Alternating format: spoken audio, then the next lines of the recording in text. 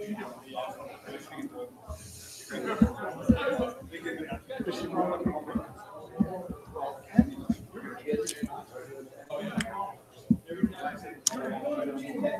evening. Welcome to our City Council meeting tonight.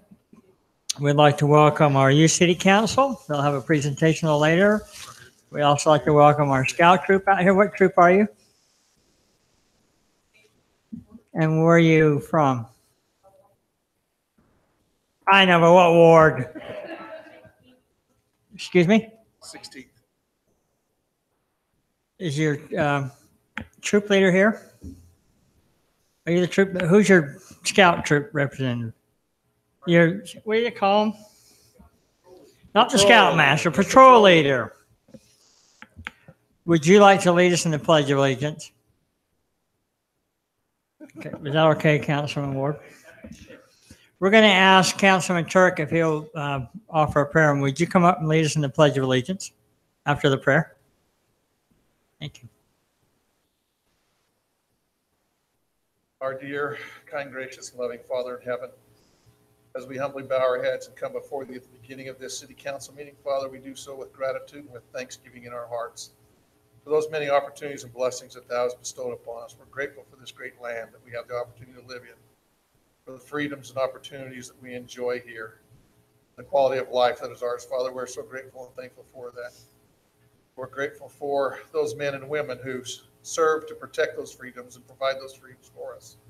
And we pray for them and for their families that they might be blessed and protected in those endeavors. We pray for those members of our community at this time that may stand in need of special blessings, that they would be blessed and that their needs may be known to those of us that can help and support and strengthen them. We give gratitude and thanks for those great men and women who serve in our community to provide us with the quality of life that we enjoy here as citizens. And we pray for those blessings to be upon them. We now seek for thy guidance and direction as a city council and as citizens here, that we might be guided as we make decisions, to make those decisions that would be of most benefit to our citizens and looking out for their quality of life and their health and welfare. Father, again, we give thanks and gratitude for all that thou provides us with, especially grateful for thy Son and our Savior, Jesus Christ, for the blessings that are ours because of him. And we do this in the name of thy Son, Jesus Christ. Amen. Thank you. Come on up. Thank you very much for doing that.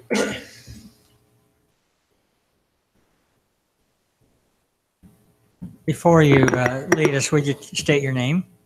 Corbin Carnahan. All right, thank you. Please join me in the Pledge of Allegiance. Ready? Begin.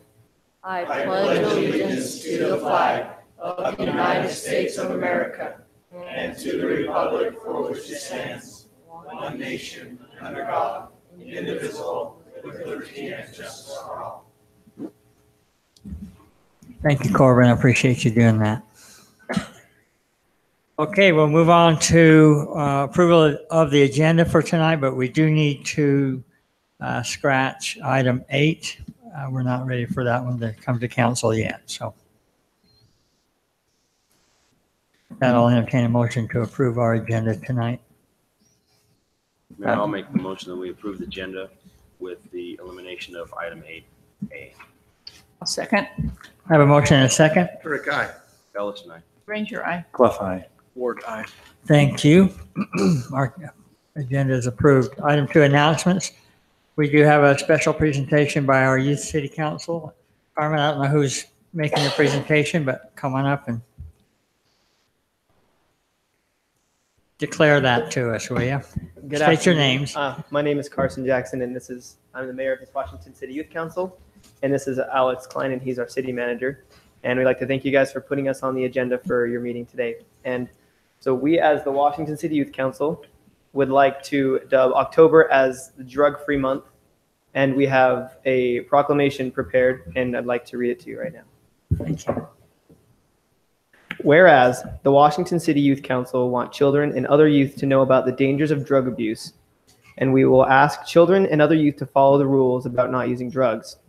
We will set an example for children and other youth by not using illegal drugs, which include tobacco, electric cigarettes, or medicine without a prescription. And now, therefore, the Washington City Youth Council, along with the Washington City Council, duly declares the month of October 2018 in the city of Washington, Utah, drug-free, and encourages everyone who cares about children and youth to do the same. Thank you very much. We appreciate that. And do you want us to post that? Absolutely. Bring on up here and I'll sign it. Sure. Where, Carson?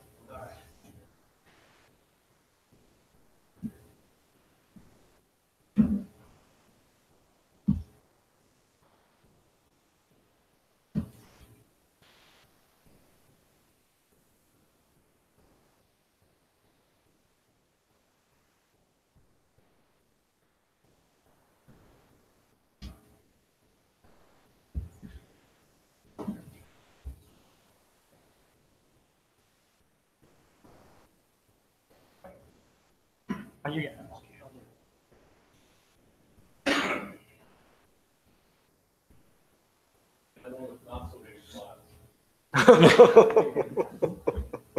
Wow, what's that all about?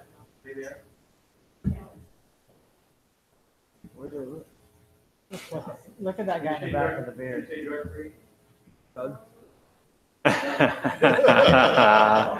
Good sports. There's a special appreciation, just a point of privilege, Mayor. I'm grateful for all that Carmen Snow has done to lead out on our youth council.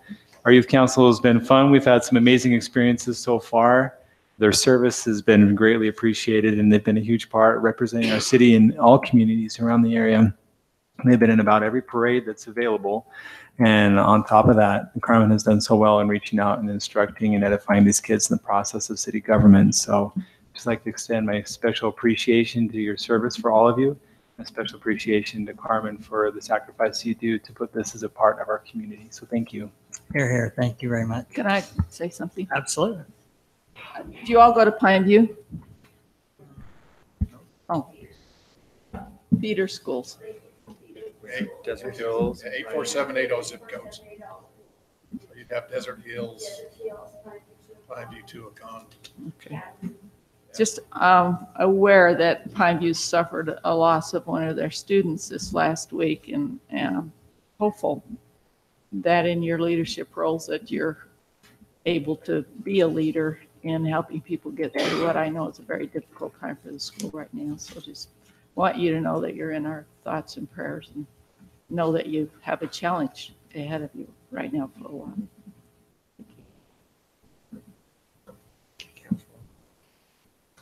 You need to be excused.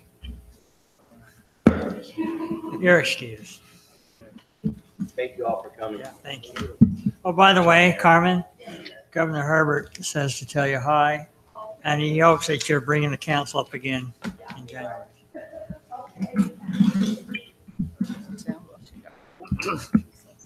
Okay, move on to item 3, declaration of abstentions and conflicts. Anything to declare at this time? Mayor, I guess I'm on item 5A, so I'll step off the council and present that, but I have no financial ties to that project. I'm just kind of putting it through for the family member. Okay, thank you. So noted. Item 4, consent agenda. Item A on the consent agenda to approve the minutes from the city council meeting of 8/21/18 and 8/22/18. Item B, our board audit report, to approve the board audit report for August 2018. Then the 3 final plats. Consideration to approve the final plat for Shooting Star Phase 1 subdivision located approximately 1300 east, 1800 south. Applicant Western States Ventures.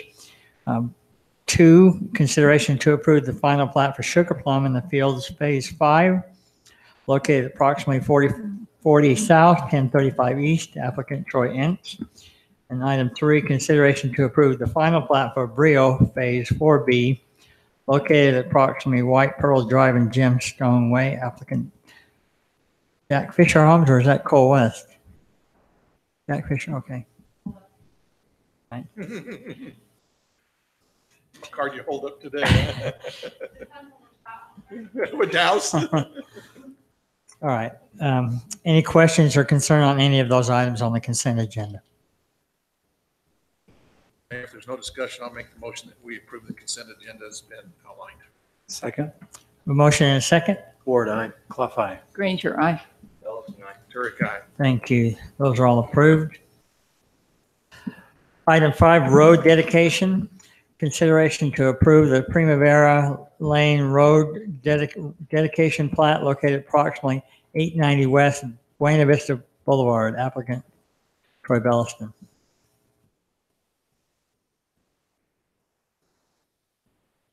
I don't know, there needs to be a lot of discussion. Anybody that's wanting to give us property for a road, hey, let's.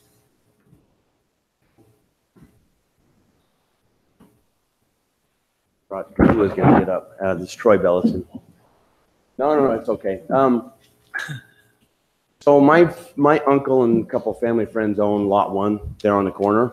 They're not actually putting this in. What was the reason why this is coming forward and at this time is the owner of Lot 3 Primavera offered to put this roadway in so that it would tie through to Buena Vista. Where he's putting improvements in on somebody else's property, he has made a request to defer sidewalk up either side of Primavera Lane and then defer the improvements across the front of Lot 1. But certainly that the road dedication would still come through and get approved. So Ultimately, he would put those in when they develop their properties is what they're asking. Barker Lot 1, Barker Lot 2 would put that in, and then they would put their improvements across the front of Buena Vista whenever they develop those properties out. The owner of Lot 3 Primavera is only looking to get traffic from Buena Vista through the project instead of across a gravel or dirt road, road-based road, pardon me. Because at this point, that's what the requirement that they have is to put a road-based road for fire access. Yeah, it makes it a whole lot nicer to get to a motel on a paved road than a gravel road. I've been there, done that once upon a time. Exactly. And I wonder what kind of a motel I was pulling into. Yeah, he just, you know, he's, at least he said he's fine putting the improvements in to get from Buena Vista to his property, but doesn't want to really pay to improve somebody else's property. But by current design standards and city ordinance, it doesn't meet or doesn't fit our current design guidelines without a deferral from the council. Yep. Probably would look to Mike. Mike, any concerns about deferring things and creating? we suddenly create, baseball. So normally, excuse me, what happens on a road dedication is they're required to put all the improvements in. So I'm not able to give the deferrals. That's up to the council. The only thing that we would request that a note be on the plat that when Lot 1 develops, they have to do their improvements. Lot 2 develops, they do their improvements. So that'd be the only concern we have. If the council gives the deferral, then we'd have that note put on the plat. Where we're discussing this, can we bring that up and show the map? Yeah, see, he's already.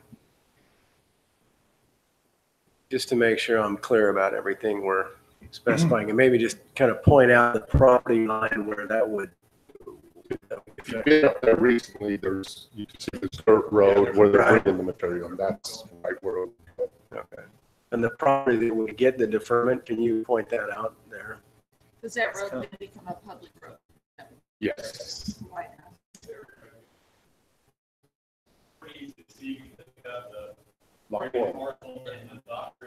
Okay. So both of those sides would receive a deferral. Lot 1 on one side, Lot 2 on the other side.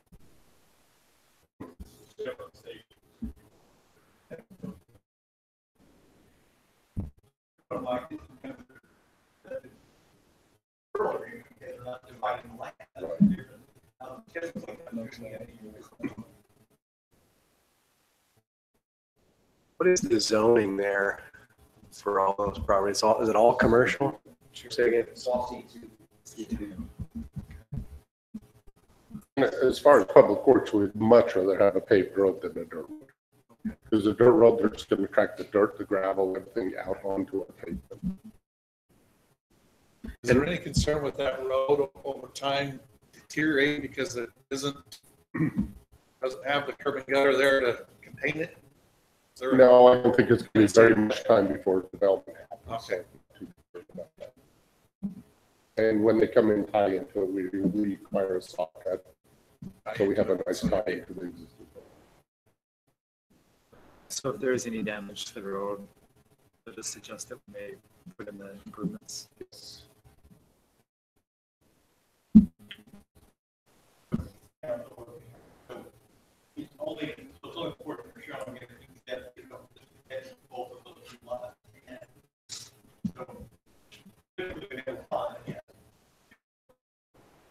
Yeah, if they were doing a subdivision, if we are dividing it, be part of the plat. Or on commercial, we get the quite often that we actually just give them road dedication. Would there be any issue with safety by not having those things and improvements in place? Or is it just Probably all outweighed by the benefit you'd get from the asphalt to the Just road. asphalt. Yes, well, you'd just be driving across the dirt road. It's, you know, it's always safer to run on the asphalt. So your recommendation is to put say that again, to put a, Note on the plat stating that at the time of development, lot 1 will be required to put in the improvements. so where that plat's not in front of us now, do we just slip something in on that? Yeah. How do we- Yeah, I think on the Mylar, they'll just put the note in on the Mylar. And then, you know, before the plat goes through, we sign off as public works, so we would make sure that note's there.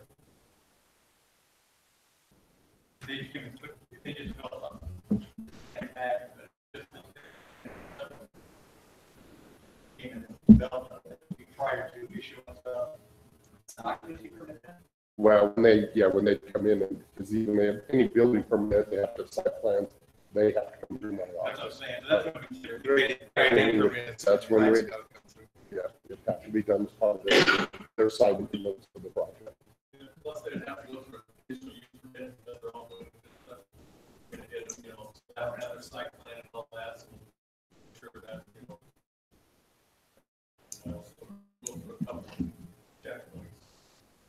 So this road connecting to Buena Vista, there's no safety concerns without set up with No. coming to Buena Vista? No, it's gone through all of our access management. And this will primarily be access for The commercial development, the commercial development, which is also a motel, backup or hotel. Is all that approved? All the hotel, all the commercial development, everything's slated? There is a hotel that has, in fact, their plans are in right now. For permit, running it through a third party engineering, to make sure that it's a budget involved.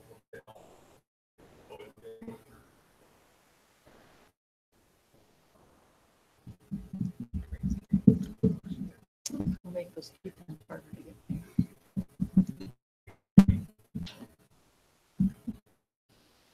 You ready for the motion? Yeah, I'm ready for a motion. I move approval of the Primavera Lane Road dedication plat with a caveat note to be put on the plat that the completion of the improvements on that road need to be done when Lot 1 is developed. Does that also include Lot 2? Lot 1 or 2? Okay, so the improvements are to be done by the developers of Lot 1 and Lot 2 to complete the curb and gutter on that road. Second.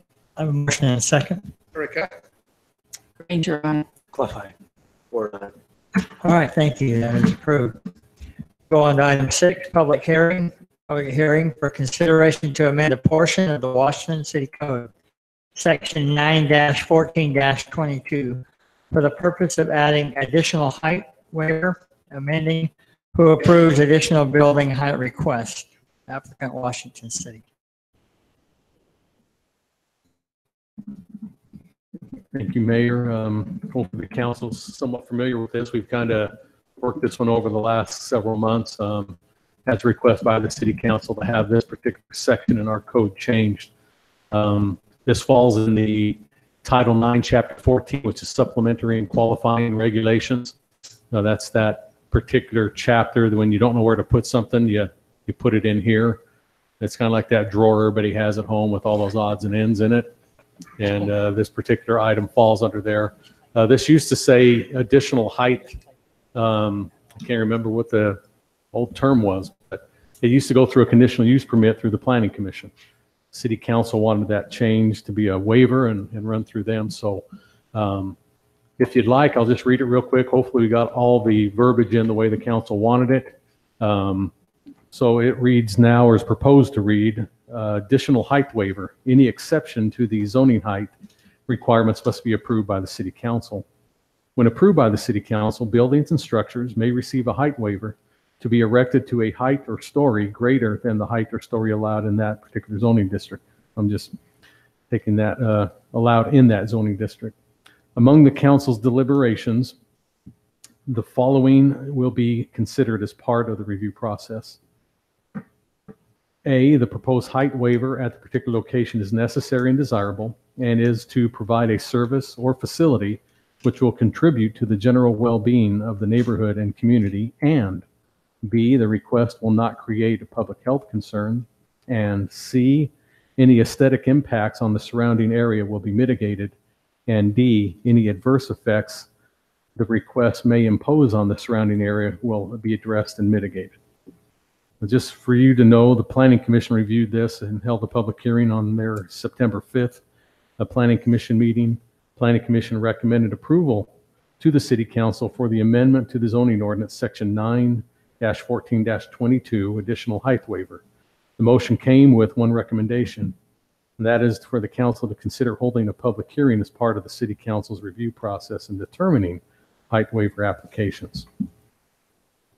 And staff feels the original proposal of having that, as we discussed in our meeting, would be a better alternative at that particular request. So I'll be glad to answer any questions you might have. Just one word change on the second sentence when it says when approved by the City Council. It would be if approved. Okay.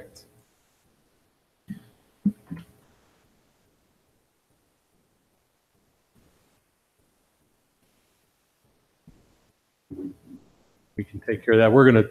I think it's best we hold this on a 2-week holdover anyway, just to be consistent. So we'll be glad to do that after your public hearing tonight on this. So that'll give us a little time to get the when changed to an if. Any additional questions or comments for Drew? Thank you, Drew. All right, this is a public hearing. Any of you out there that have any concern or comment on this, would appreciate it. Craig Coates with the Planning Commission and a Washington City resident. In the review of this, I would request that the council recommend have a public hearing for this. I think it would be helpful. That's why we recommend, at least I recommended that portion. I think it needs to be open to the public for at least one meeting to address those issues on height. That's all I have. Thank you, Craig. Any comment or concern on that one? Well, I think I agree with that. It's one of the points that I had brought up in our discussion previously. I think, yeah, sometimes these are somewhat heated, but I think I believe it's a marvelous part of the education of the process of folks to come in, have their day in front of the council, and it probably does put more burden on the council to hear some of that, but I think in the end it's to our benefit, to the city's benefit. I know I could appreciate a little bit more feedback. Simply as a point of what we're proposing is a new level of acceptability for what developers and citizens alike would like to do in our community. So if that is a new chapter and a new direction, it'd be good to make sure we've heard any concerns related to it. That would be fine. Though we've had much discussion and I have no particular thing that I'm opposed in it, it'd be good to make sure I've heard things within the community before I make the final vote.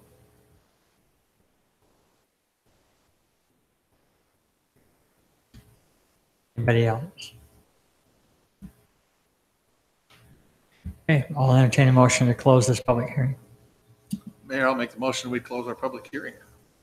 Second. Motion and a second. Ward, aye. Clough, aye. Granger, aye. Ellison, aye. Turek, aye. Thank you. Item 7, ordinances and resolutions.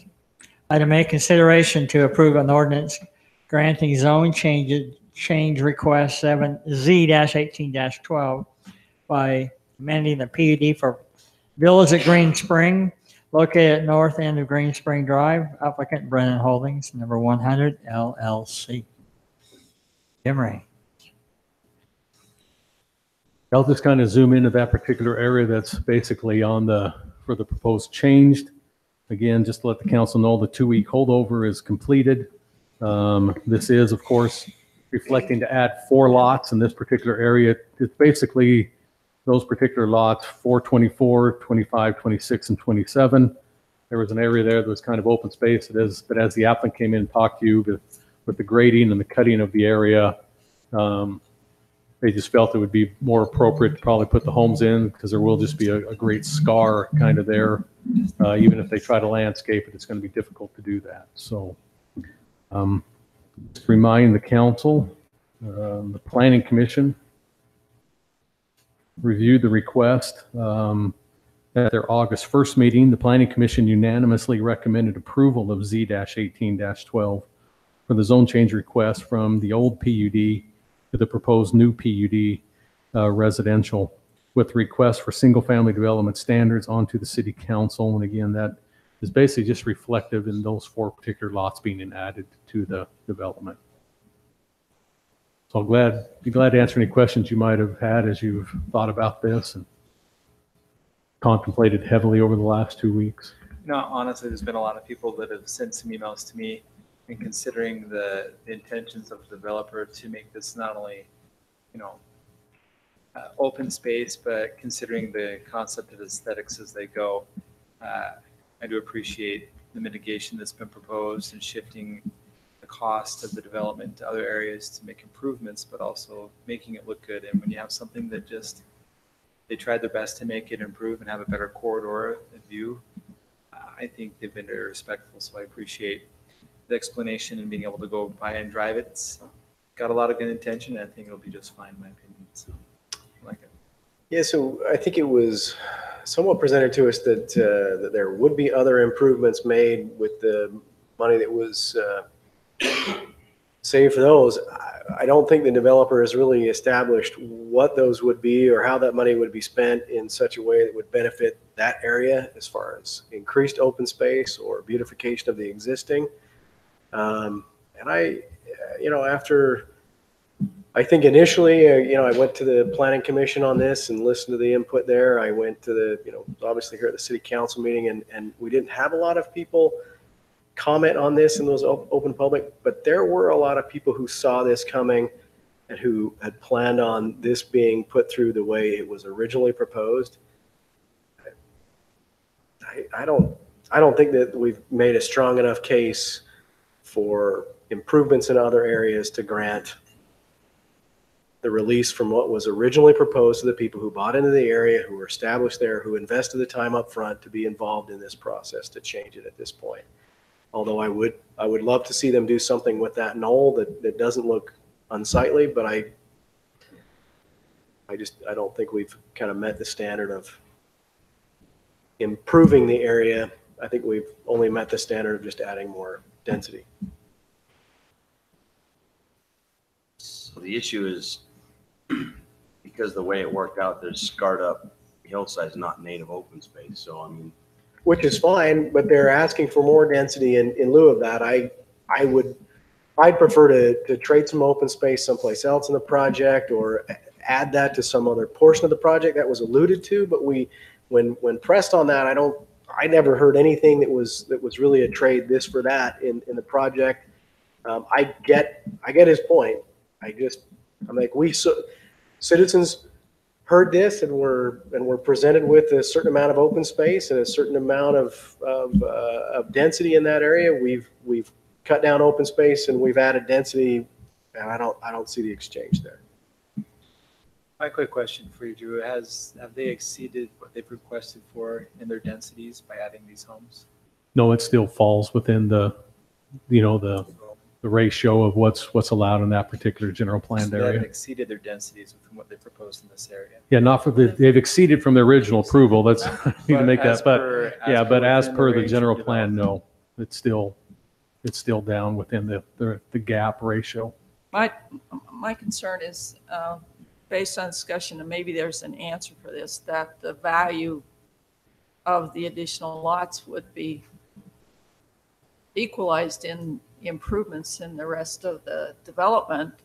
And while there was some discussion about some improvement, I didn't see that was an equal trade. Yeah, I don't know if much was given to you specifically. I'll tell you, what as a would council, happen. I think we're on a pretty slippery slope when we start to decide money that's being spent and what the value is here and there, because that's not our place. Well, the money But part it maybe was not. part of the but, discussion. Well, it's maybe part of the discussion, but I don't think it should be part of this council's discussions. Well, if you take one lot, you got to put $50,000 No, on it's something only as a else out there. discussion as. That was offered actually by the brought up by the developer. developer, and Well, that was maybe. part of what Like he I said, sold. I hate for at least in my opinion, it's a slippery slope for this council to look at, taking dollars and cents. I think we need to look at what is the impact on the neighborhood, and does it negatively impact the neighborhood by putting it in there? My argument would be that nobody lives in this neighborhood yet. It's a brand new development, so you're not impacting any neighbors up there at this point, whether you increase density or decrease it. Nobody's being impacted either direction. And as far as health, safety, and welfare, it actually improves the neighborhood in all reality with the site vistas, the view lanes and whatnot that they're preserving, in my opinion. My 2 cents.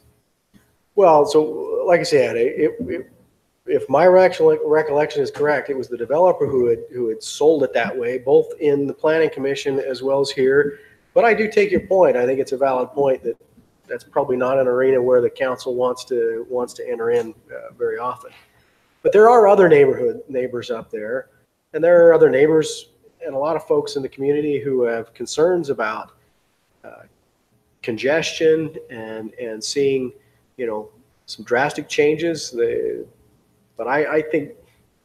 Yeah, I don't see 4 lots increasing or decreasing or adding a negative impact to any of those issues. Right, but if we're not talking about dollars, we do very frequently talk about a trade of open land and usable space for the community as in replacement or in lieu of housing. It's really easy to just fill our city up with houses. I think that there should be more effort made to. I get that there was a mistake made. I think there's a more equitable trade that could be done. I have to agree with Councilman Gray. Sorry, go ahead. For me, the 3 lots on the east side that is being added, you don't know what the neighbor to the east is going to do, but I've driven the property. You got slopes there, and I know what they've done in the other part of the project. I mean, adding those 3 houses, it probably is going to be beneficial to the rest of the neighbors that they're not, open to what the guy's doing next door, right? 548 cleans a scarred up area of native land. Now, if they had extra native land that could be left native, I get your argument that, okay, trade some square footage of native for other square footage of native, but it's not. I mean, it's covering up scarred up hillside, and it's in all the developed areas has been worked with construction crews. So I just, for me, I'd rather have an improved lot with a home on it than scarred up dirt that's growing tumbleweeds. I don't disagree with that. I don't disagree with what he's proposed here. As far as density and open space, I'd like to see something else given for the increased I density. think given the other projects that they've done up there, the terraces, the estates and whatnot, they did have open space that they didn't have to provide. I mean, they stayed off those roads. They could have built right up to them. And so they've given up open space in other developments that should be taken into account, at least for consideration. For me, I agree with you that this developer does a great job in looking at the overall beauty and giving space there. But again, we've sold this into an area. I gotta say sold. We had people comment and were told this was what was going to happen. I'm not sure how I feel about looking at past efforts, because this is something that people thought they were getting and that had already passed through the council and already gone through all that process. And I realize it's open. Nothing's done until it's done. But I think there is some, I think there's some duty to kind of stick with the densities and open space that were originally granted. So within that, one of my concerns that I have in light of new council discussion, we've been told and discussed that there would be financial exchanges to make improvements in other places. And hearing Councilman Turk's discussion of that not being our role, then at this point, is that where we kind of relook at what we were discussing before this and go, well, appropriately, we can't discuss about the finances, but then should we go back and then therefore a push for more density to be relieved? As I felt like we were having a pretty honest discussion and seeing where they're at, but I can appreciate if that's where you're going inappropriate. with the trail and those improvements and looking at the offset. But when we begin to balance, well, we really don't think enough money's going into that to offset what you're doing here. To me, that's a slippery slope. Now to say, hey, this improvement's part of it, to me, that's part of it. That's it. But when we It's start not having to weigh in- dollar to dollar, I Well, start saying. you know, I we wasn't understand suggesting we weigh dollar to dollar. We're looking at 4 homes of, on open space, but we're not looking at compensatory open space somewhere else. I don't care if we reduce that to dollars or not, okay? Well, for me, it's the homes that would be going in there are consistent with the rest of the neighborhood. Well, it may be better to have homes right there, it really will, but then what do we do to improve? And it looks like a good development too. That's certainly been consistent with what developers have done, but we just lost some open space. Not good open space, but we did just lose some open space. And so are we satisfied that that's a loss of open space? I guess is the Personally, question. they added parking up there to compensate for it. They did a few things to make it easier for people to come visit and use the trails. I don't see it as a negative for the neighborhood or the community. And I don't see it as a hardship on anybody that buys in there because nobody's bought in there. So that's my thought. And I don't think this is at all what happened here, but I'd hate to open the precedence of saying, well, we get something passed and then we make up an excuse to just kind of roll back some of what we've already said. And I don't. There's always times when you pass something and then it comes back in for an amendment. I mean, Well, we- and I we get that. pass So, all the but what time. I'd like to set is a standard that says if you got to change something, you got to take out open space. Let's present us with a fair trade so we can make that justification. Remember this project. Came back, reduced it. To that point, this project was originally approved as townhomes with a much higher density. We're not exceeding what the city allows. We came in with a plan trying to preserve a hillside slope. We're not able to achieve it. And we just feel like it's better to put homes rather than have a scarred thing and put that, it really becomes like, we're going to leave it native and leave it kind of undisturbed. But even that center corridor where that snaking trail goes through there, we haven't been able to leave that native. So we're going to have to not leave that a native slope with a trail in it. It's going to have to be completely enhanced landscape. And that was kind of the trade-off we're talking That's what you were about. talking about. It is that can't be a native like the open space at the big hillside, which we haven't touched. We was hoping that would be that along with that other little piece. But because of the way we had to grade it and rock and the things that we hit, it ended up not being able to be preserved. So we're just saying, get rid of the little piece on the side that doesn't have anything. Let us put our efforts and our money, even though we don't want to talk money, our efforts into that center area where we can have an enhanced, improved open space rather than a native open space with a trail in it. And that's what we were talking about. It's just been a point of education for me to make sure that we're discussing things that are exchangeable, equitable, and overall just what should we be able to say and talk about as a council. Hearing all points, I don't see a hardship, even though I would love to see more open space in places. I do appreciate the improvements and the additional parking. It's We're just not been a maxed very out density even now. We haven't maxed out density. In fact, we've come back. So to the point of where, we originally approved townhomes. And then we came back and did a single-family detached product and put a bunch of restrictions on it, lot size, home sizes and values and things to keep the Green Springs neighborhood what it is. So, yeah, if anything, we've come the other way from our original approvals. And really, I hate to come back as much as anyone. I do this all the time. And I hate to come back and change the fact, but the reality is our ability to preserve a natural hillside was lost because of circumstances. And so now we're taking the big piece, we're leaving it open space, but it'll now be enhanced landscaped open space instead of native landscaping, which is significant cost to us. But it's going to have to be done to make it attractive. Mayor, I'll go ahead and make a motion if you're ready for one. Yeah, sure. That we approve an ordinance granting zone change request Z-18-12 to amend the PUD for the villas at Green Springs located at the north end of Green Springs Drive. I'll second the motion. I have a motion and a second. Turek, aye. Bellis, aye. Granger, aye. Clough, aye. Ward, nay. Okay, that passes 4-1. Thank you, and I'd like to publicly acknowledge Mr. Mike Shaw's birthday today. We'll have a present for him later.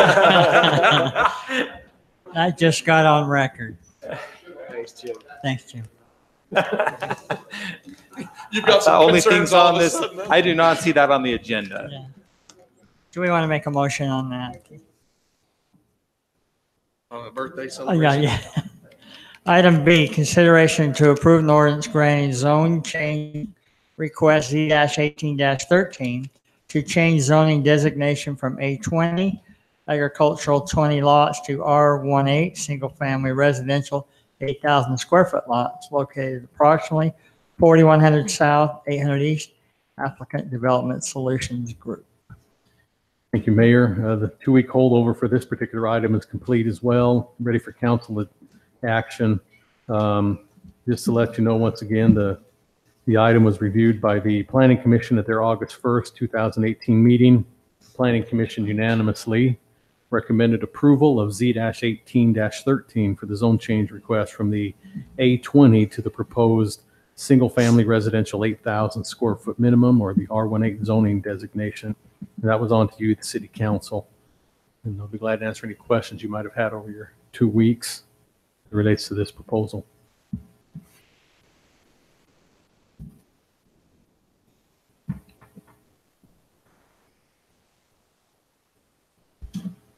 There's no discussion from the council. I'll make the motion that we approve an ordinance granting zone change request Z-18-13 to change zoning designation from A20 to R18. The zone located approximately 4100 South, 800 East. I have a motion- Second it. I have a motion and a second.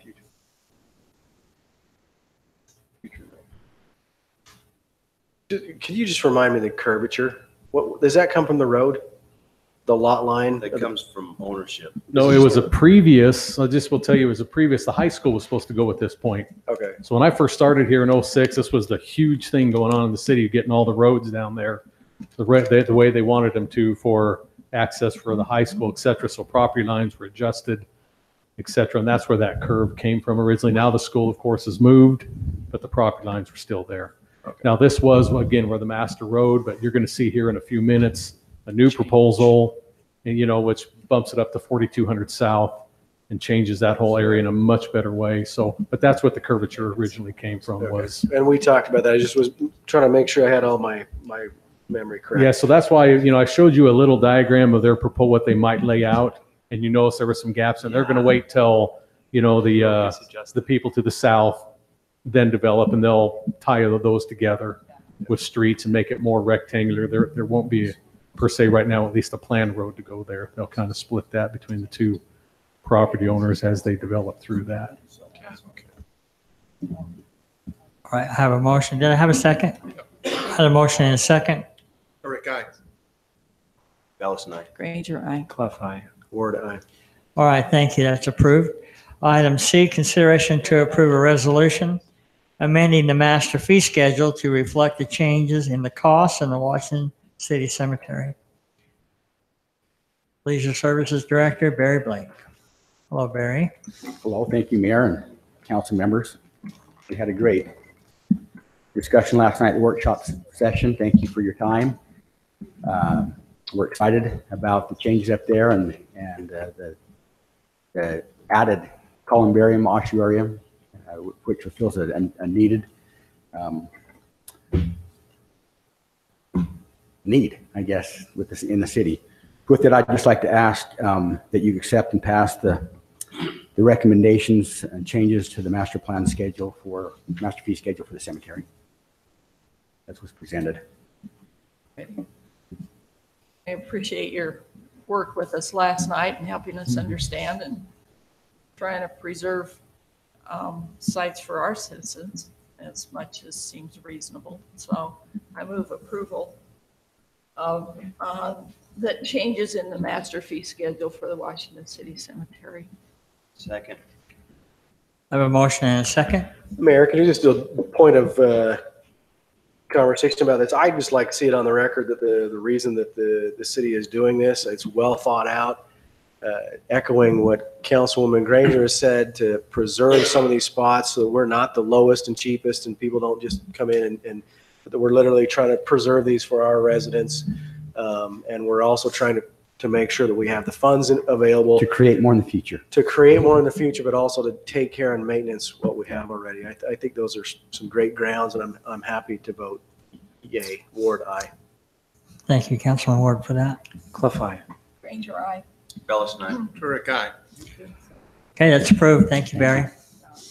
Item D, consideration to approve an ordinance approving/ratifying ordinance 2018-11, the extending the corporate limits of Washington City to include the annexation of a parcel of real property located approximately 240 West, 3090 South, and amending the Washington City zoning map to zone and designate this area as R110 upon its annexation to Washington City.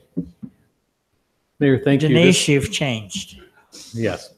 This may look and sound familiar to you. What happened is, as we go through annexations, they're always based on a timing. You know, the council, when they accept an application, then you consider you're going to do it. It has to sit in a bubble and be advertised for X amount of weeks. And then it comes back to you for an ordinance to accept it and bring it in. Then once you approve it, it goes to the county. The county's under a certain limit of time to get that thing done. Well, we're here before you tonight because that didn't take place. So even though it's out of our hands and not our problem, the Lieutenant Governor says, cities, you need to take it back, ratify, do another vote, send it back to the county, and do that part again. So that's what's before you tonight. Simply is nothing's happened. It's just the clock ran out. It sat on a shelf somewhere or a desk over in St. George on the boulevard, about 200 East, and here we are. Hopefully going to send it back if you approve it again. How do we keep that from happening again? Is it a matter of, do we need to follow up? Is there a way we can follow up? Well, probably the only way to make sure is to show up at their doorstep every day and say, you done yet? You done? And then they're going to get tired of seeing you and finally do it. So it's not an action that they need to take. It's a matter of a recording type. In essence, that's basically what it is. So it isn't the county commission portion No. of it. It's another. No, it's not a legislative. Okay. And Denise is very good about dogging these things. She certainly is. And sometimes we run into this problem. We do. And this is one of them. But Denise does a great job. As you all know Denise anyway, she does a great job of dogging these things. And I think now that it's going back to the second time, her dogging will get a little bit, from the small dog to the bigger dog. Bite this time? Yes. There we go. So that's why it's before you tonight, just to, briefly do that. So it just needs, again, to be ratified and put into this, and then we can send it on and start. In essence, the clock will start again tomorrow morning. That being said, Mayor, if you don't mind, I'd like to make a motion that we approve the ordinance, ratifying ordinance 2018-11 with the extension of the corporate limits of Washington City to include the annexation of a parcel real estate property located approximately at 240 West, 3090 South, and amending the Washington City zoning map to zone and designate this area as R110 upon its annexation to Washington City. Thank you. Have a motion. Do I have a second? Really? Okay, thanks. Turek, aye. Bellis, aye. Granger, aye. Clough, aye. Ward, aye. Thank you very much. Move on to item 9, transportation. Consideration to approve an amendment to the Transportation Master Plan map. Public Works Director and birthday boy, Mike Shaw. Should we all just start singing? Is that appropriate? I'll leave. I'll leave. I'd rather speak with these people and say, hey. Thank you, Mayor, Council, and really thank you. This was presented last night in the work meeting with council, so I'll go over it really kind of briefly. We're updating our transportation map, just cleaning it up. We have some projects coming in, and we will be doing a full update of our transportation plan next year, so that will also be included in that plan. The first one we're looking at is the bubble, the 4200 South area, working with St. George City on some of the changing that they have done with their master plan and downgrading some of the roads. And working with the property owners.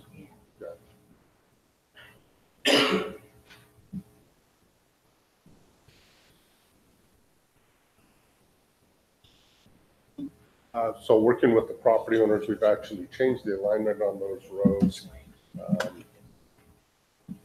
That's out by the greenhouse area. Sandia Farms. The 3650 west side, there we go. There you go. So this is the area, 4200 south.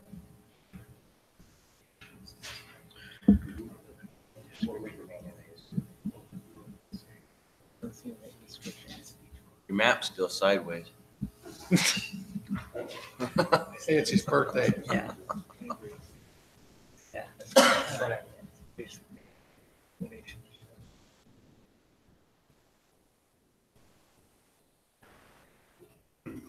The 3650 south, that's another one we're working with St. George, changing the alignment of 3650 south where we're entering 1450. That would be this alignment right there. So is that parcel right there, right now it's just going on the master plan, but there's no right of way that's been acquired or Correct. it's in process, right? Correct. So we can go after some COG funding for this, but we have to have them on our master plans. That has to be in the long range plan with the MPO. So that's one of the steps that we have to make so we can go after some COG funding. That goes through the church property, the new church that's built on 3650 South. It actually brings the road 3650 South behind that church. When they built that church, they actually made some adjustments in their property to accommodate this right of way. So they're already planning for it and they own all Already. the property that would be affected by it. Right, correct. Okay. The next one is 3650 south to the east. This parcel here, all we've done is added the road coming out of Majestic View, tie back over to 3650 south, completing that loop. The next one would be Country Way, Purgatory Road with the new alignment of the Purgatory Road after completing the EA on that. We had to change our master plan to cover that. We're also reducing the width of the Country Way Road from an 85 foot to a 66 foot. So from a minor arterial to a major collector. And that is this area.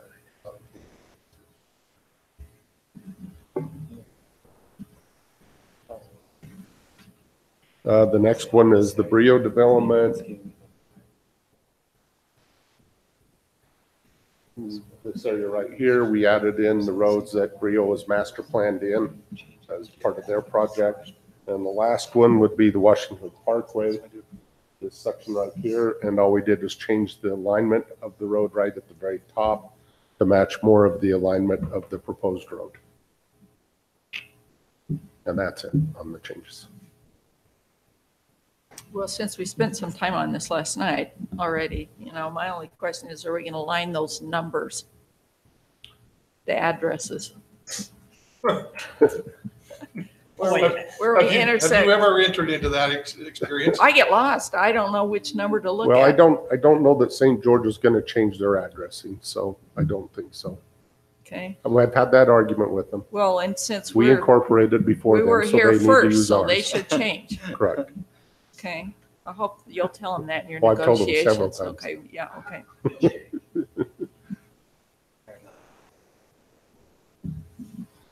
Unless there's more discussion, I'll go ahead and make a motion that we approve an amendment to the Transportation Master Plan map. Second? Motion and a second. Word aye. Clough, aye. Granger, aye. Bellis and I. Terrific. All right, that is approved. Thank you, Mike. Thank you. Let's go get some cake. I'll be glad when the day's over.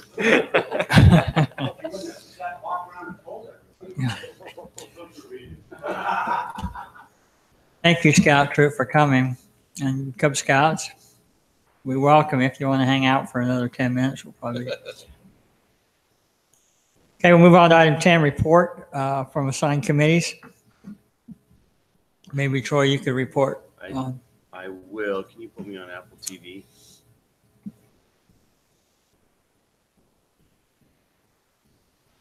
So you guys are aware that a couple weeks ago I headed over to tour a facility in Germany for as a part of the solid waste board that I sit on. They sent the manager and 4 of the board members to go check the facility out. There's a company that has offered to come in and essentially get rid of our landfill. They said they want to come and build a trash sorting facility. And for that, their offer is to lock our current tipping fees that we have today for the next 20 years. And, if we can get the funding of it to work out, it'd be kind of a neat deal. So we went to go explore the facility in Germany there.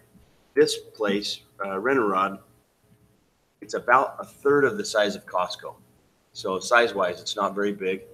You'll notice there's no trash around it, but it's one of their oldest facilities that they have. In 2005, Germany banned landfilling, and so they process all their trash. And this company has, I think, about 80 facilities now that they run. You can see the big garage doors there. It's pretty well automated. As vehicles come in, the garage or the garbage truck driver weighs his vehicle. He backs up to the door, opens the door, and dumps it into the building there. We were standing there on the open door and expected to get pretty dirty from dust and whatnot, but the building runs at negative pressure, so there was no dust or dirt that came out of it. If you look around the grounds, fast forward, there's no trash in the landscaping. There's no bags flowing around. There's relatively little smell. When the garage doors are open, you get some odor, but other than that, when the garage doors are closed, you don't get any odor. There's a dirty side of the building and a clean side of the building. And so the dirty side is this one. It's kind of hard to tell, but if you look right there, there's a conveyor belt. And what happens is they dump the trash into these, I guess, crushers, for lack of a better term, that shreds all the trash, runs it into these drying tanks. And that's what's proprietary about this system. A lot of trash doesn't sort when it's wet. And so you have to dry it out first. And most of your drying operations takes 3 to 4 weeks. These guys have found a way to dry it down in 7 days. And they take it down to about 15% relative humidity, which is about the same as wood or lumber. So then they're able to sort all the trash through this facility. Let's see. There's their Homer Simpson style control board, I guess. There's not a lot that happens with it. We were there. There was 2 employees. Well, that's Homer right there. Yeah. There was literally 2 employees, where a current landfill has, dumpster or dozers and people and all kinds of things happening. Dirt moving in, dirt being covered and whatnot. You've got groundwater issues to deal with.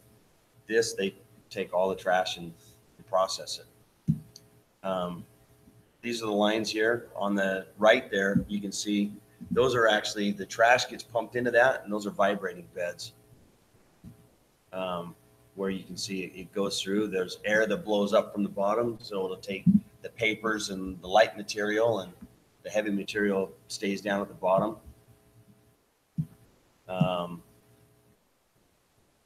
Just a couple other photos of these junk, junk. But it's all, you can see it's all crushed down to small stuff.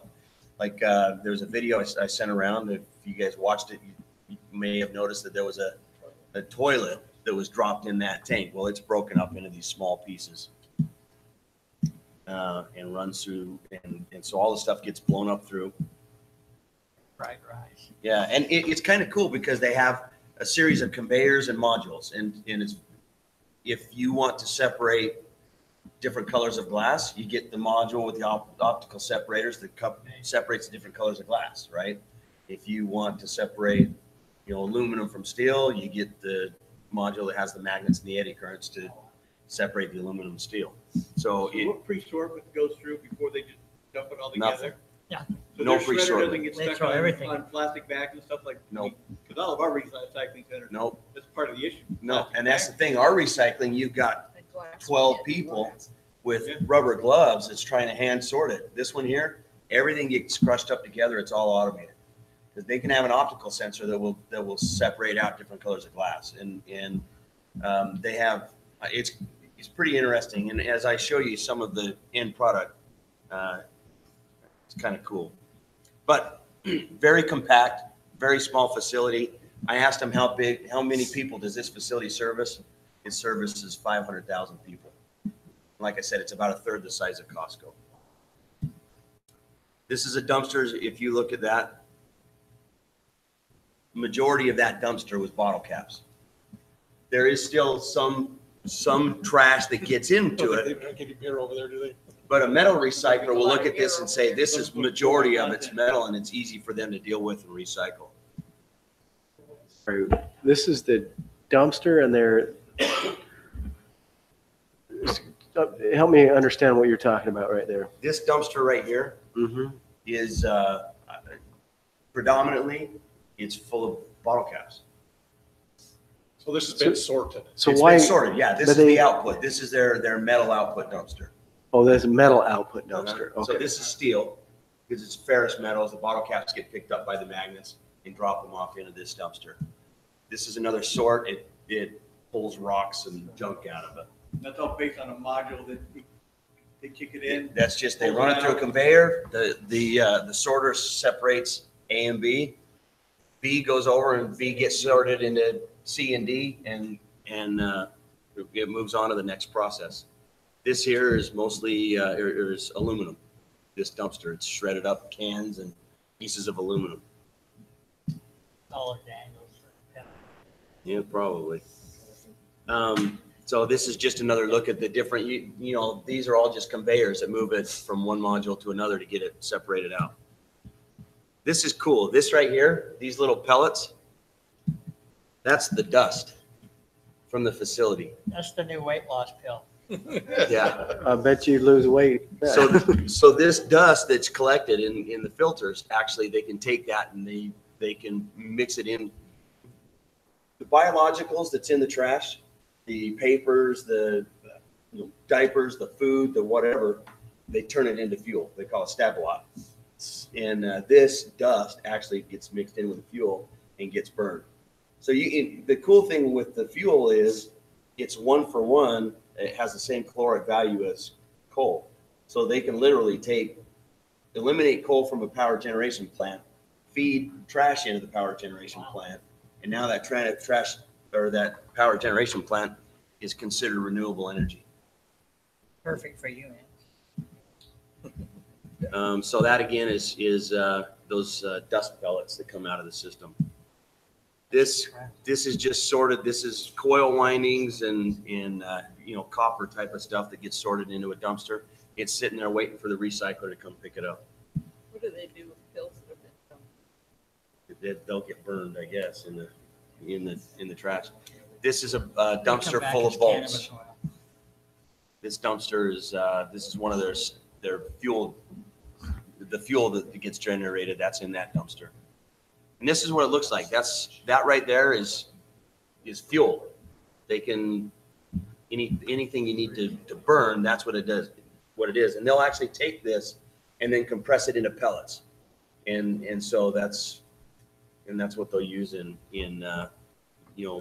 processing, power generation, processing concrete, things like that. Did they say they do that over in Germany? 'Cause I'm Uh-huh. not sure they had, I would suspect they don't even have any more coal fire plants, but. They burn trash in Germany Wow. for power, in their power plants. So this here, this is inerts, right? Inert stuff that doesn't have any biological issues with it. They are allowed to put that into a landfill because it's not going to leach into the water system. There's no ongoing perpetual requirement. Like right now, our landfill, we own that forever. We have a perpetual requirement to maintain it. This stuff here, you don't, because there's nothing. It's rocks and glass shards and whatnot. There's no value to it, or biological value. But you can actually take this and run it through another sorter, separate the glass out from it, from the rocks, and then send the rocks over to the road base plant and put it back in your road base. And that's what they do in Germany. These are just some of the bins where the trash ends up going in. This right here is, your plastic bags and whatnot that kind of gets pulled apart. This is tied in with like your stringy metals that has, your coat hangers, your things like that. And so while it does have some trash in with it, a recycler will buy that in Europe, they'll buy it for 20 euro a ton, and then they'll process it. Just a couple more of the So in a sense, stuff. people come to the trash yard and buy trash. The recyclers will come in and buy it. Yeah. So in the drying process, this right here is a filter. So in the drying process, as they're pulling the moisture out of our trash, the moisture then goes through a reverse osmosis program before it goes down the drain, right? So they clean it. And this is your biofilters that clean even the air that goes out of the facility. So the air is scrubbed, the water is scrubbed, everything's turned into fuel or biologically treated. And that's what you have as the output. There's glass on the left, there's Stabilot, which is the second one in, or the fuel that hasn't been turned into pellets, and then your ferrous and non-ferrous metals. So it was cool. Let me pull this up, show you another video. This video is, if you guys saw from that picture, it's kind of an old facility. This is their newest facility in Bulgaria, I think.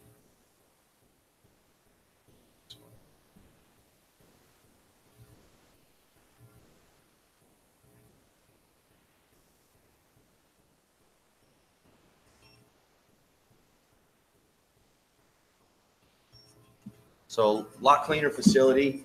You can see the conveyor belts that go between the different buildings, and the different buildings they have different operations. What were land, how much acres? This one's a bigger facility because it's servicing a lot larger area. The facility that we just looked at was about a $30 million facility. This one's about a $100 million facility. So it's a little bit larger. It would service a metro instead of our county. If you saw in the old one, the trucks backed up to a garage door and dumped into the building. In this one here, you'll see the trucks actually back inside the building and then they dump. And so they're not out, exposed. That hopper that they're dumping into, if the facility went down, that hopper can hold 7 days plus of trash with no processing whatsoever. Yep. That's how clean. When you went to the plant, that's how clean. Is that how clean it was? At least the one you went. So I didn't go to this one. I know the one you went to a little different. I mean, that gives the impression that It's a very clean operation. It's not there's no. you don't have to mask it up for even the dust belts. No, not at all. Wow. No.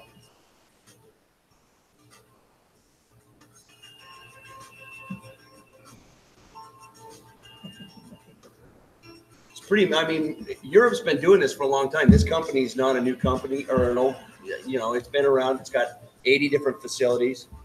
And this is kind of their first move into the States to look at the Draper Lehigh area and Washington County.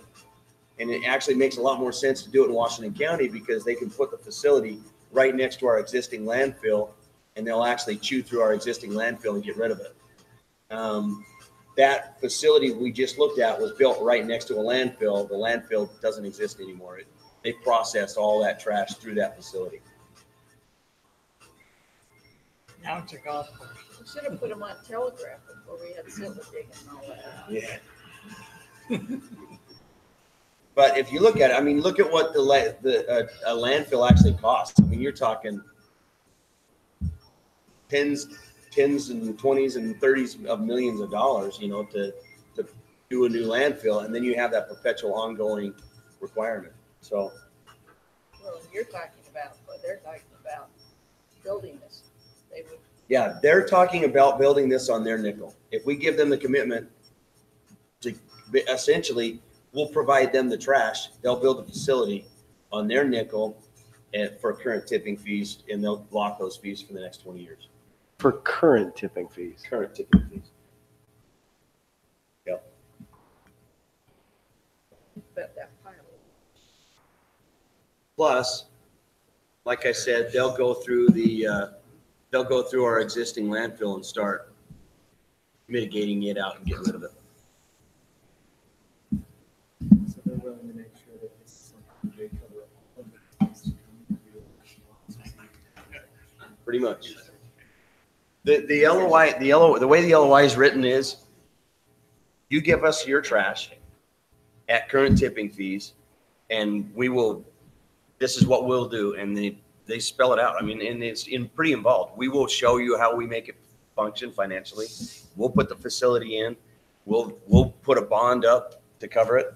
And the way I kind of look at it is, the worst thing that's going to happen if we go down the road and sign a contract with this company, you know, right now we've been dealing with the Rocky Mountain Recycling, and they've had some issues, and recycling is commodities driven and up and down, and had some real issues there.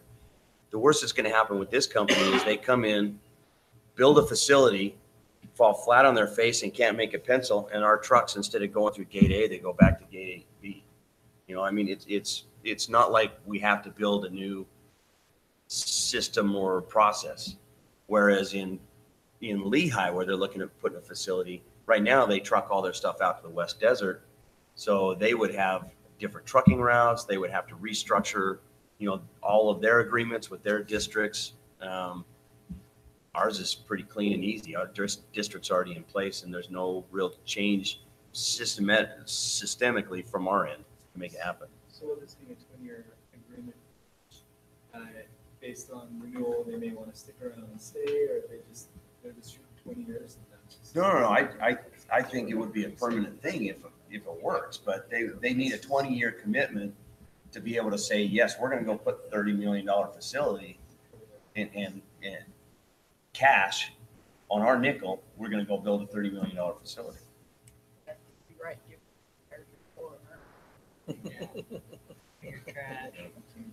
Anyway, who knows if it'll come together, but it really is kind of an interesting thing, and it was fascinating to go see. And honestly, I wish I could have toured 10 more when I was over there. You know, it was really pretty cool. And How many do you know that they have in functioning facility right now? 8. Is that what you said, 8 of them? Yeah, I'm sorry, 80. 80 across Europe. So that one that we just. Technology works. Oh, yeah. It absolutely does everything they say it does. That one that we looked at was in a town called Renenrod. The video we just saw was in Bulgaria.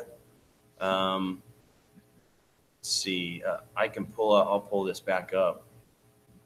So right now it'd still be exclusive of just, at least the first step would be put in to take current. Put me on it. Hauled trash, not to excavate the existing. No, that'll be part of the deal because they look at it as there's value there. Why in the world don't they process it and go get the value? I mean, you know, look, they're not putting a $30 million facility because they don't see any money on the backside. The tipping fees aren't enough to cover the cost on the front end. So they're actually subsidizing the front end cost with the backside Their profit center, But their profit center is, yeah, so aluminum's valued at $1,500 a ton. That's what they want to go for. So they would actually cut through our current landfill because they see dollars there where we see liabilities and issues there, right? This facility is in Sofia. Is that Bulgaria? So that's probably, Yeah, Bulgaria. that might be that same one that we just looked at. This is the facility in Rennerod that we just looked at. Sorry, that's the one we just looked at right there.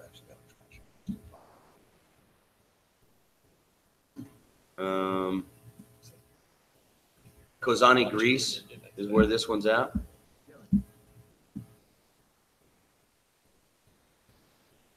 Yeah, and it says in here, let's see, what does it say? Size-wise.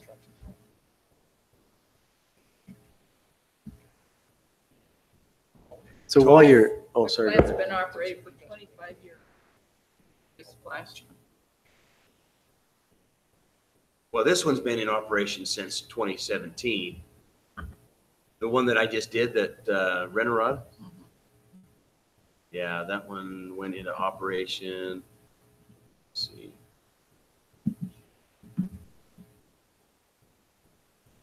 $2,000 in full-scale operation since April 2000. And surface area of the building, 5,500 square meters, is a third of the size of Costco. So it's not a very big footprint. It's certainly a heck of a lot smaller than our current landfill is. So what do they do with the trash that's in the ground already? Because you're saying that the tipping fees, your current tipping fees, what cost is it for us to pick it up and move it into their facility? They're worried about new trash, but the intent is to go through the old trash. That I'm sure that'll come through in the discussion. We just didn't get into that. Okay. They did say that is their desire, though, is to actually go through that landfill as well. But they've done it. So I mean, They've done it. And they're also talking about doing a facility up there for the inland port where the old landfill is up there in Salt Lake. They would start burning through the old landfill up in Salt Lake at the inland port.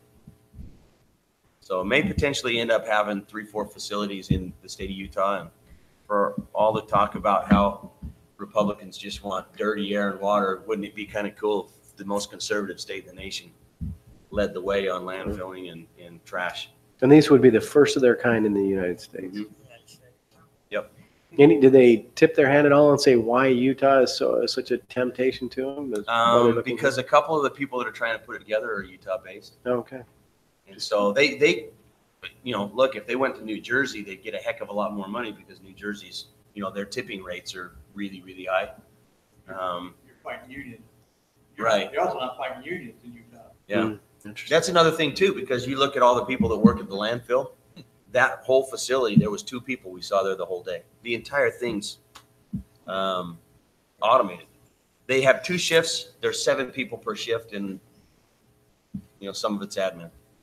So, Thank you, Troy. That's very, very interesting. Mayor, I can't touch on Councilman Bellison's experience, but I will report from our MPO that this last meeting we had, we did approve 2 new studies to look at studies for 2 more freeway interchanges. One of those being at milepost 7, which is 700 South in St. George, and the other one milepost 18, which is the Hurricane Industrial Park. So that's been approved to work with UDOT and to look at the feasibility of a future impact study to go forward with. So always looking at traffic issues. The out. There's a meeting, HCAC on the Northern Corridor report next Thursday. Thursday, yeah. 1 o'clock. Was it Thursday? Next Thursday. Yeah. I guess on mine, the only thing to report is on the mosquito abatement. It was kind of fun to our main mosquito tech guy said a life in the day of the mosquito tech, what he does, and just check and make sure you have all your water accounted for, because they get these amazing outbreaks all over the place. And people say, oh no, it's not here, and inside of gutters and hot tubs and things you never think. But they've really improved their way of delivering their pesticides and everything to where they're really able to make a huge impact if there's ever a measure of mosquitoes and stuff. So they want us to be aware of that. As for the student council, our Washington City Council, they are bumping and moving. Carmen has them going in all directions. Since they were formed as a council and voted their mayor in 4 weeks ago, they've been to 5 parades, I think, a couple of breakfasts. I mean, Carmen has had them moving all over the place, doing lots of things. They've been a very active council, and they've got a fun little leadership program there. They've done a really good job of actually trying to mix people up with mentors. So just as an announcement, many of you may be contacted by a member of the youth council to try to get some opinions from you of how you do your job and how you can help them better understand government within the city. And that's something that Carmen has launched. So she really wants kids to reach out and be with a mentor. But overall, I know they're going to be planning some fun things, and it's been cool to see them come up in mass and show up. Carmen's tried to dress them up really nice and pretty, and did a great job. They look good. And they look good. West Nile, when do we start running kind of around that time? It's like a rainstorm in southern Utah. It comes when it comes and how it comes, and so far this year, I think we've only had less than a dozen confirmed cases like around the state. Nothing really down here in southern Utah that I remember them reporting on of having any major concerns. So. Not too cold down here yet to not worry about it, because like Delaware County, I think the last place to have it. Yeah, there's just a lot of interesting things happening with the climate in the past 3 years. That what used to happen or may happen has been unpredictable. I do know that they've managed their funding appropriately, that if they had any huge outbreak or need, they've done a really good job of being able to adjust to that need. So there hasn't been anything that's, and in all appreciation to the way that they are containing these, we've changed the way that we do our GPS of units and traps and everything to where we get faster information, we're better connected, and they've responded before things get in large quantities. So it's hard for things to spread. It's been good. It's really cool. Thank you. Anybody else? Not, we'll move on to city manager report. I just was smiling about that whole thing because I've heard it said that the one thing that the government has always done probably most effectively, especially in the state of Utah, is mosquito abatement. And for those of us who grew up near a lake in Utah County, they truly did. But I also will have to tell you that I remember the days when I was young when the fogging machine had come down the road and we as kids would go behind, right behind. GT. Anyway. Not me, I think. We did. Well, that explains As a a lot matter of about fact, you, I Roger. think our parents told us, our mothers just said, get out of the house, go chase the fogging machine, just get out of my hair. That explains a lot. You know, in fairness, they've actually rigged them up now to where it's not the same stuff. But they hook up a chemical, kind of almost feels like Ghostbusters, put into that in a leaf blower to where they can really get into a lot of places that are usually hard for people to get into. So a lot of places where our mosquitoes were really hiding out, it's hard for them to really establish colonies because we're able to get stuff into places we normally wouldn't get into. So kind of weird. Well, just as far as a couple projects, Mayor, and I'll just update real quick. On Merrill Road, we just approved the second appraisal on that. I believe they were anticipating about a 20-day, about a 3-week, 20-day turnaround on that appraisal. So we're kind of still within that window we'd originally talked about. I think we're familiar with the appraiser that was accepted, and it's all under the direction of the state ombudsman. So that's moving along okay. A consultant was hired for Washington Parkway. This is the connection up to the Green Springs. PEC was hired to do the environmental and design in October, and then they'll advertise in the spring. So that thing's moving along pretty good. That'll have great positive impacts, I think, upon a lot of pinch areas for us.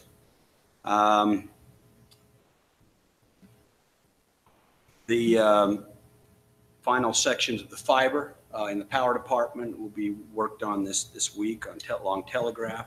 As I mentioned too before, we're doing the GIS on the power as well. That's contracted out. Most of the as-builts have now been uploaded, and starting in about October, I believe, they'll start, late October, 1st of November, they'll start doing the field work, the overhead field work for those lines there.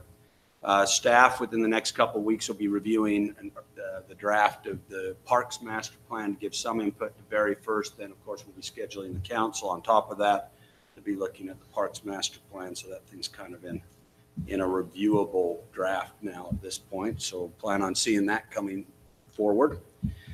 And then I guess finally, the only thing I'd say is I would ask probably at this point, the mayor, we had the fundraising event on the 22nd or 23rd, whatever that was. We appreciated all those people who participated. We had set up, we actually established it under our Washington City Foundation, the GoFundMe site. That was kind of important, and it's a good example and use of our foundation, because GoFundMe will usually take a piece if you're not a registered charitable organization.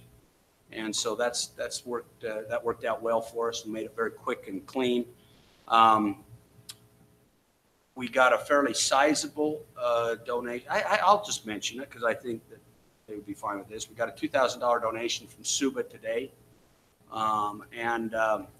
So we're checking to see if they'd prefer we just deposit that into the total amount or put it through the GoFundMe, depending on what they want to do as far as recognition or any type of that. So the total then that was generated was about $3,500. What I'm going to request, Mayor, of you now is that if you could appoint a disbursement committee to deal with the disbursement, we'll let them decide how they want to do that. I would suggest that since it did involve the Washington City Foundation, that a member of the council is the board of directors of the Washington City Foundation. At least one member of the council sit on that committee. You may want to consider President Carnevale if he has an interest. You may want to consider somebody from the neighborhood. You could appoint 3 or 4, I think, with the exception of a representative of the board of directors from the foundation. I think that's all I would recommend from the city staff, and let the committee decide on disbursement. That's what we did before, and it seemed to work okay. And we didn't get involved in kind of how it would be dispersed and what the criteria is. But unless the council has any thoughts on that, I just ask the mayor to at least consider that, and that would be the next step. And then we will just have those funds. There were also, just so you know, we also reached out to the businesses, some of the big businesses that might be helpful to these homeowners, places like Home Depot, Boulevard, Walmart. Some were not in a position to be able to assist, but we do have things such as some fairly sizable gift cards that have been given to us. Again, we just have those in our possession. We'll turn those over to the disbursement committee as well. And so other than that, I think that's the update on that. We appreciate, I guess I should say, I appreciate everybody's involvement who helped on that. Barry and Ben and Betty Jo from the city staff were involved in those things, as well as others, support staff. They kind of spearheaded it. And then also, hopefully, and we're going to continue to do that. We had a table up there to kind of help people understand such things as their ability to secure flood insurance through the National Flood Insurance Program. And I do think there were some people that stopped and got to become more familiar with that. And we'll continue to educate, because that is at least one way that people can help and protect themselves. And it's a good program. It's a program that all of us pay for through our federal taxes, so that it is available to everybody. And so we'll continue to work with the public on that as well. So I guess that's my update on that, Mayor, unless there's any questions, and that kind of concludes my report. Thank you. Very informative. Just a reminder before we close, Friday at noon, if you can make it, or that open house and ribbon cutting at the, what's it called? Avamere. Did they send, was that from the, didn't we get an email on that You today? should have gotten an invitation. Wasn't it to 12:30 on that? Just so I can find it. Well, Jeff, the director, told me 12 o'clock. I think it's at 12. Hang on. It's at 12. We got Was it something else? we got a mail. I mean, we got a letter on it or An invitation. and might be in your box. So if you can make it, it'd be great. Okay, if nothing else, I'll entertain a motion to adjourn. So made. All right. We are adjourned.